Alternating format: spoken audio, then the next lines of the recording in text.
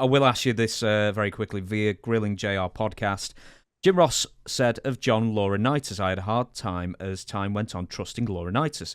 That's sad to say. I hired him. I gave him a job when he needed it. I don't think he treated me quite right. He just wanted to show Vince that he was a better manager than JR and all these things. So now his ass is without a job, and he deserves the goddamn misery that he's living, that I perceive that he's living, and I didn't like how he treated me. So even for Jim Ross, that's pretty stinging. Tell us how you feel, Jim. Don't hold back on it. Laurinaitis is nobody could trust him. You could tell by just talking to him. Because you could talk to some guys and kind of give them just a little bit of trust. Laurinaitis, you couldn't even do that. You have to watch what you say around him. Because all he's doing is going back and he's just reporting directly back to Vince. And whatever Vince's temperature on a situation is, will be his temperature. He'll just add a little more to it to make Vince feel like, well, you had it right the first time. So JR talks very seldomly about people that he doesn't like. And this right here kind of surprised me that he talked about Laurinaitis in such a way. Because, he'll make everything sound like, well, yeah, we're not really that close, but I respect him. There's no doubt that he doesn't respect Laurinaitis for that last comment you made.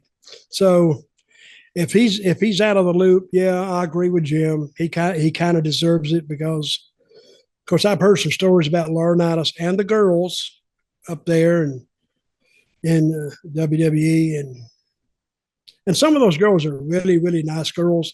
They've never, of course, they've been around guys, but they've never been around a dressing room, with wrestlers. And the vibe is different. They're trying to fit in. They're trying to get people to like them, especially management. And he was trying to take advantage of that, which I have no respect for him at all. If that was my daughter or my sister, I'd get pissed off. So, but sometimes they say karma doesn't forget an address. And karma came back and revisited Mr. Laurinaitis. You've said before how, and we apparently know how, John Laurinaitis sort of maybe took advantage of his position when it came to the lady wrestlers and some of the office staff as well, probably. But how would he sort of upset the apple cart when it came to the men, or even Jim Ross or other office staff like that? What would he do to... Why does Jim Ross hate him so much specifically? Well, because he probably backstabbed him. That's what he did. He went to the office with Vince, and JR wasn't there all the time. But Laurinaitis was in that office and with Vince almost every day, or he was in contact with Vince every day of the year. Even the holidays, they'd probably make a call back and forth. Vince saying, well, did you take care of this? Did you take care of that? Oh, yeah, boss. Oh, yeah, I got it. And I'm not saying that that's what happened. But I think he buried Jim, and what Laurinaitis was doing, he was padding his resume that he was the best man for the job. I don't care what it was. He actually took over the job of talent relations from the guy who got fired, Mark Carano, and he was in charge of talent relations before, which was one of the worst jobs he could have had because that brought him face to face with the girls alone, working out a contract or working out this or working out that. Now, I'm not saying that happened, but I have heard stories from the girls themselves that painted Mr. Laurinaitis in a bad light. What's the difference between... Did I say anything to him? No, I did not, because it wasn't my place.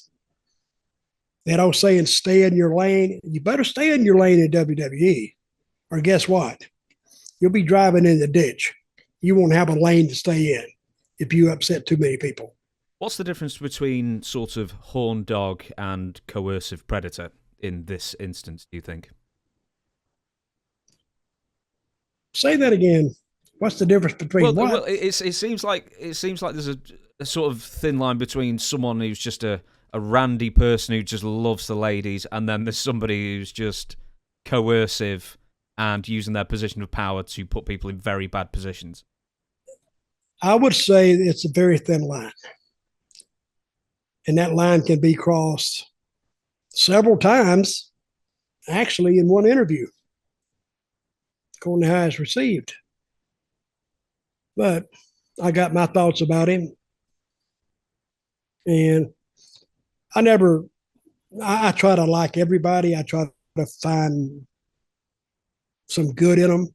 And I didn't really dislike him, but I'd heard so many like sleazy things about him that it kind of prejudiced my views on him. You like that word, prejudiced? I just thought I'd throw that in there. But sometimes, you judge people by what you hear, whether they're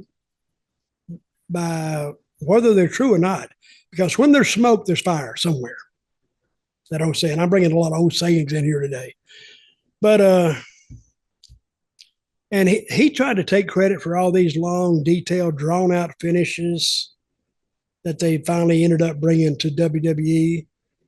I guess he could have started them, but he got credit for it. But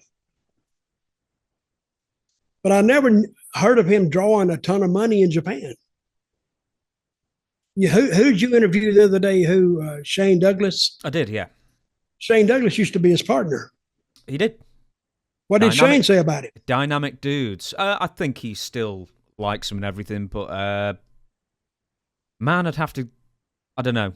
I'd have to rewatch it because I've already forgot. I don't even think I asked about Johnny Ace this last time. It was the time before. There's a couple of videos out, but Mrs. Again, Baba you loved him. You would be the shits as a reporter. I know. I say, never claimed to be a reporter. You say 6 months ago when I didn't ask you about this, And he said, "Oh yeah."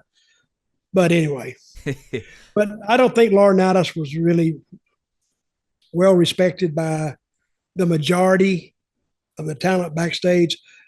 Top guys kind of hated him. I'm not going to name any names. And the top guys hated him because they could tell by Vince's reaction to them, who had talked to them. And of course, if Vince was a little cool to them, or they would just naturally shift that guilt over to Laurinaitis, whether he was guilty or not. So he actually put himself in a worse role. And we usually call them stooges. Every office had one. It was like if you had something you didn't want the boss to know, you didn't let this guy know, because he'd stooge you off. Tattletale. So I think that was I think that was the situation with John.